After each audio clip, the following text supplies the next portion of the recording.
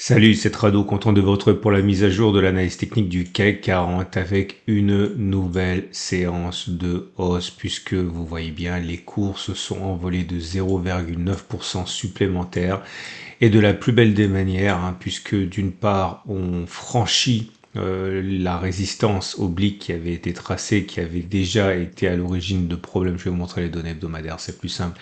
Cette oblique avait cassé l'élan haussier il y a à peu près 2 semaines. C'était sur cette attaque baissière ici qui a fait long feu finalement, puisqu'on est reparti pour inscrire de nouveau plus haut. Mais ce qu'il faut également remarquer, c'est que la hausse se fait avec un gap. Un gap, c'est un signal de force, c'est un signal de crédibilité dans ce qui se passe, en l'occurrence ici un gap haussier, et on va voir que c'est vraiment pas le seul élément à mettre au compte des haussiers. Alors il y a effectivement un gap. À noter que si ce gap est comblé rapidement, il pourrait s'agir d'un gap d'essoufflement, et les gaps d'essoufflement se traduisent par une accélération baissière. Le juge de paix, c'est le moment où on va refermer ce gap. Si on le referme, on va dire d'ici 2 ou 3 séances, il s'agira à mon avis d'un gap d'essoufflement préparant une nouvelle attaque baissière. Pour l'instant, on peut absolument pas conclure à ça, c'est plutôt l'inverse. D'autant que, regardez ça, on a plein d'éléments qui, en creux, montrent la puissance de la hausse. Alors, dans le désordre, regardez les bougies Aiki-Nashi. Les bougies Aiki-Nashi étaient rouges. Maintenant, comme vous pouvez le voir, elles sont maintenant elle est verte de belle manière, verte sans mèche basse. Autrement dit, c'est très haussier. C'est pas ça qui m'impressionne le plus. Ce qui m'impressionne le plus, c'est au niveau du three line break. Vous savez très très bien que le three line break, c'est un de mes outils préférés. On avait testé que lorsqu'on avait un premier bloc rouge ainsi, on avait de très grandes chances d'avoir un deuxième bloc rouge, comme ici, comme ici, comme ici, comme ici, bref, dans 70, pas comme ici, dans quasiment 80% des cas, 70% si ma mémoire est bonne, suite à premier bloc rouge, on devait avoir un deuxième bloc rouge. Et là, regardez ce qui s'est passé, c'est pas ce qui s'est passé. Alors il y a ce qu'on voit et directement, et ce qu'on voit indirectement, et ce qu'on voit indirectement, encore une fois, c'est que le marché a choisi la moins plausible, la moins probable des solutions, celle qui arrive uniquement 22 fois sur 100, et ça justement c'est un signe haussier. Du coup j'ai testé ce qui se passait suite à une feinte de corps, c'est-à-dire lorsque vous avez du rouge qui aurait dû donner du rouge mais qui a donné du vert, qu'est-ce qui se passe la bougie après? Est-ce que c'est vert ou est-ce que c'est rouge? Alors c'est très simple à tester, regardez ici, vous voyez, on a eu du vert, suivi du rouge, normalement on aurait dû avoir un rouge, on a eu du vert encore, donc une femme de corps à la baisse, et derrière, vert. Là aussi, vous voyez, première bougie rouge, au lieu d'avoir une deuxième bougie rouge, on a eu vert, et derrière, encore du vert. Et encore, et encore. Bref, j'ai fait 40 fois le test pour avoir une idée assez claire de ce à quoi on pouvait s'attendre pour essayer d'anticiper. Vous voyez l'énorme majorité de pouces verts, ce qui signifie que normalement c'est bien vers le haut que l'on doit attendre le prochain bloc. Alors pas ici par exemple, vous voyez on a eu rouge, on a eu vert, puis une deuxième feinte de corps, rouge, vert, rouge. Et vous voyez, c'est très rare. C'est très rare et en tout cas, je suis remonté 40 fois, 40 occurrences en arrière. Et au bout de 40 occurrences, voilà les conclusions. Donc ça fait 2006, fin 2007. Et la conclusion est la suivante. Quelles sont les chances, si on remonte à l'historique depuis 2006, autrement dit quasiment 20 ans, pour que l'on ait un bloc vert? La réponse est 83%. 17% de chances pour qu'on ait une double feinte de corps, donc rouge, vert, rouge, et 87% de chances pour qu'on ait du vert derrière. Autrement dit, il est hautement plausible que la hausse ne soit pas terminée. Alors je préfère préciser tout de suite, 83% de chances d'avoir un bloc vert ne veut pas dire qu'on va avoir un bloc vert.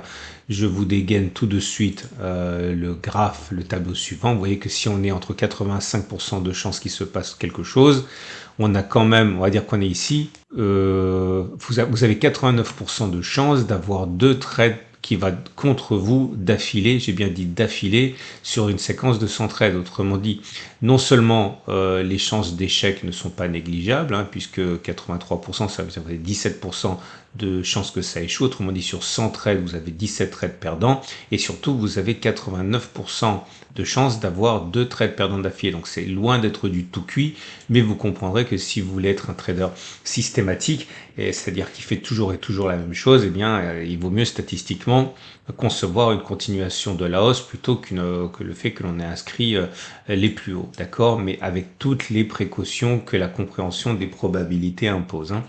Ce qui nous amène pour terminer au moyen mobile, donc tendance générale, enfin tendance immédiate haussière, tendance générale haussière, tendance de fond haussière, tendance de long terme haussière. Alors j'aimerais, vous savez, je me sens investi un peu naïvement ou peut-être avec un peu de prétention d'une mission par rapport à l'analyse technique. Et c'est vrai que dans ce genre de situation, notamment où je perds un trade, je déteste voir des personnes sauter aux conclusions en disant ouais, l'analyse technique ça fonctionne pas. Non, c'est pas ça fonctionne pas. Mon biais n'a pas fonctionné et mon trade n'a pas fonctionné. Maintenant, il y avait plein de choses qui militaient pour la hausse et si vous aviez un biais haussier, eh bien vous pouvez effectivement vous enjouer du fait que l'analyse technique fonctionne.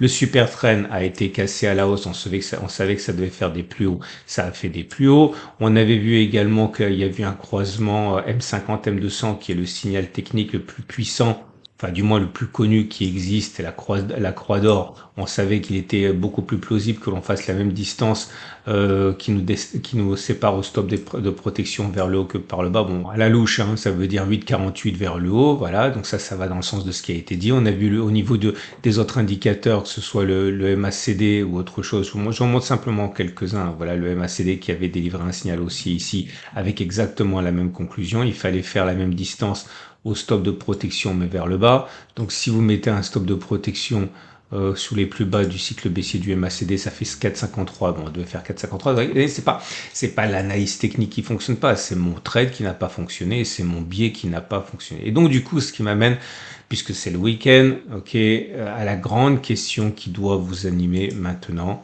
qui est de choisir votre camp, tout simplement. Ok, si vous me suivez depuis suffisamment longtemps, vous devez maintenant vous poser la question, quel trader êtes-vous?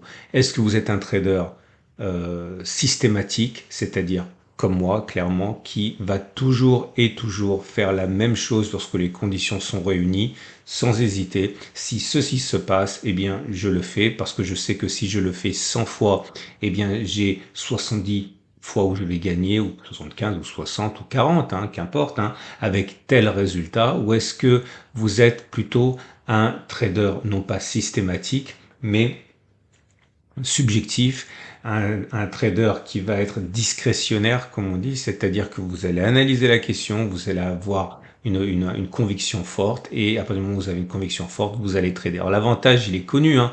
Le trading systématique, celui que moi j'embrasse et que j'embrasse maintenant depuis très nombreuses années et que je défends avec mes backtests, c'est que voilà, j'ai perdu le trade, mais je sais très bien que c'était plausible que je perde. C'est pas, il n'y a pas de mystère par rapport au petit tableau jaune que je vous ai montré, mais je sais que si je fais 100 fois ça, et bien sur la durée, j'espère avoir l'espérance de gain et l'espérance de succès historique telle qu'on l'a calculé.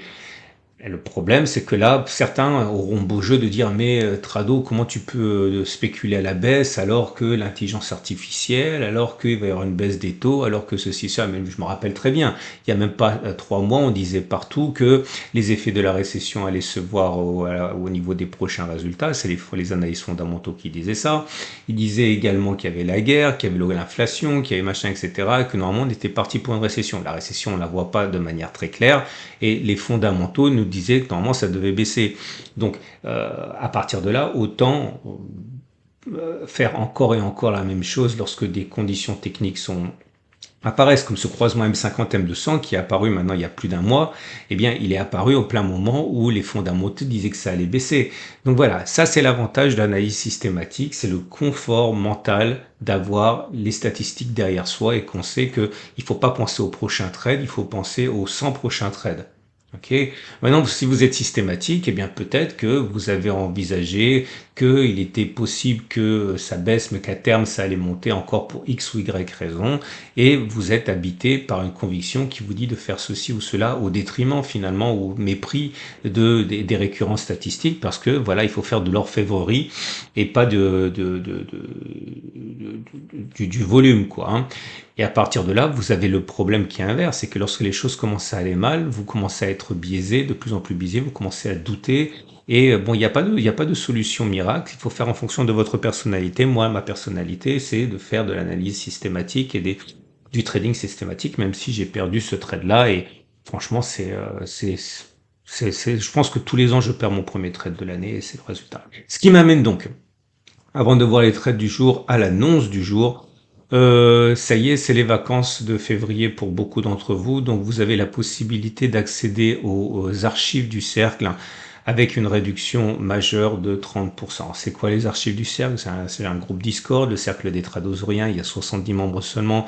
Dans ce cercle, on trade, on partage des sauts, des choses, on utilise des stratégies. Et malheureusement, c'est fermé parce qu'il n'y a que 70 membres et que je veux que ce soit un groupe, on va dire, limité pour pouvoir faire des choses bien, en détail, au cas par cas. Et donc à partir de là, je ne peux pas accueillir plus de membres, mais par contre, les méthodes que l'on utilise, ben justement, des setups, des stratégies, bon, je vous cacherai pas que c'est un peu plus compliqué, mais aussi beaucoup plus efficace que ce que je vois avec vous dans les vidéos. Certaines stratégies en 60, 110, 80, même plus de 80% de taux de réussite. Ça veut pas qu'on devient riche avec ça, hein. Ça veut simplement dire que vous avez raison, 80 fois sur 100, quoi, hein, mais c'est pas des martingales, hein. Bref, tout ça, je vous le propose pour les vacances de février, là, à partir de ce week-end, avec une réduction de 30%. Donc, au lieu d'être à 500 euros, vous êtes à 350 euros. Alors, vous avez plus de 40 stratégies, des choses qui sont, encore une fois, le quotidien du cercle. Je pense franchement que si vous achetez ça, vous allez... C'est une somme, hein, honnêtement, franchement, tout le monde ne peut pas se permettre de mettre 350 euros dans quelque chose, dans une formation. Mais ces 350 euros, il faut les comparer à ce qui est comparable, à savoir combien vous avez déjà perdu en bourse en faisant n'importe quoi et sans méthode. Qu'est-ce que c'est par rapport au temps que vous allez gagner? Parce que je vous parle ici de gagner des années et des années par rapport à un chemin personnel en solitaire. Bien sûr, vous pourrez sans doute trouver exactement la même chose que moi si vous mettez le temps. Il va falloir prévoir effectivement de nombreuses années. Et c'est vrai qu'en accédant aux archives du cercle, eh bien, vous gagnez du temps, de l'argent et vous vous focalisez sur ce qui fonctionne et vous focalisez pas sur ce qui fonctionne pas. Vous ne réinventez pas la roue, etc., etc. Bref. Je sais que c'est un sacrifice financier pour beaucoup de personnes, 350 euros, mais je vous garantis que je ne le vendrai pas si j'étais pas fier de ce que j'ai à vous proposer. Je pense que en termes de ratio gain-risque, non pas de ratio gain-risque, de qualité-prix, je pense qu'on est vraiment en dessous de ce qu'on trouve dans le commerce. Donc voilà, sachez que vous pouvez l'obtenir à partir de ce week-end, à partir de maintenant. Vous avez un lien en dessous de la vidéo avec une adresse, vous tapez, vous m'envoyez un mail, vous tapez simplement info. Moi, je vous renvoie la procédure pour acquérir ces 40 webinaires du CERF. Vous avez également un exposé de tous les thèmes qu'il y a. Si vous avez des questions, n'hésitez pas à m'envoyer un mail, je vous répondrai avec grand plaisir. Vous avez des commentaires, des témoignages, etc. Bref, n'hésitez pas, pensez au temps que vous pourrez économiser, aux pertes que vous pourrez également vous éviter et faites la décision qui vous convient, prenez la décision qui vous convient le mieux, hein. Donc à partir de là, bah, les trades du jour ils sont assez simples, hein. Je vais commencer par ma perte. J'avais dit, hein, je suis rentré un demi-risque là, un demi-risque là. J'ai dit que si j'étais sorti ici, je perdais 0,5% de mon capital. Si on perdait là, je perdais 1% de mon capital. Bon, j'ai décidé de sortir maintenant parce que ça devient hors de contrôle. Et moi, je veux absolument garder les choses sous contrôle. Donc, je suis à peu près à 0,6% de mon capital perdu. Encore une fois, je perds très souvent le premier trade de l'année. C'est comme ça. C'est vraiment pas grave. Et on passe à autre chose, hein, on oublie ça. Et si vous êtes haussier, alors forcément, vous allez dire, j'aurais dû m'écouter, j'aurais dû acheter. Ben, vous pouvez toujours le faire, vous pouvez vous écouter et acheter maintenant. Maintenant, il faut savoir que si vous mettez un stop de protection, il faut qu'il soit logique. Donc, si vous mettez un stop de protection, c'est soit en dessous de la zone 2 de gap, soit en dessous des précédents plus bas. Et pour que ce soit rentable, il faut viser au moins la même distance vers le haut en espérant avoir raison une fois sur deux. Ou alors, appuyez-vous sur un setup, ok, un de ceux qu'on a testé, et puis essayer de jouer ça. Titre personnel, je suis pas acheteur sur les niveaux actuels. J'attendrai une consolidation. Hein. Pour l'instant, je vais attendre un retour sur les 73 i 62-12. Maintenant, on peut prendre éventuellement un stop de protection dessous des précédents plus bas. C'est pas complètement irrationnel. Sauf que bon, pour l'instant, je vais attendre les choses se décanter. Si vous voulez spéculer à la baisse, vous pouvez toujours spéculer à la baisse maintenant, en considérant que c'est une fausse cassure, mais là par contre c'est un peu risqué parce que vous n'avez pas de signal, ok, enfin pas de signal clair. Donc pour l'instant j'assume ma perte ici, enfin je l'encaisse ma perte, je vous laisse gérer vos préférences, mais si vous avez bien compris, je ne peux pas spéculer à la baisse sans signal. Et là j'ai pas de signal clair, donc je peux pas le faire. Hein. Et j'ai oublié de le dire, hein, dans les 40 webinaires du cercle, vous avez tout type de trading, hein, que ce soit du swing trading, du trend following, du trading court terme, de l'intraday, du scalping, de l'investissement, des investissements de moyen terme. Bref, vous avez tout pour trouver chaussures à votre pied parce que c'est ça l'objectif, hein, c'est vous aider à trouver ce qui vous convient. Voilà. Un mail, info, et je vous envoie tout ce dont vous avez besoin de savoir pour passer à l'action pendant ces vacances et utiliser le temps rationnellement si vous en avez. Voilà. À demain pour la mise à jour.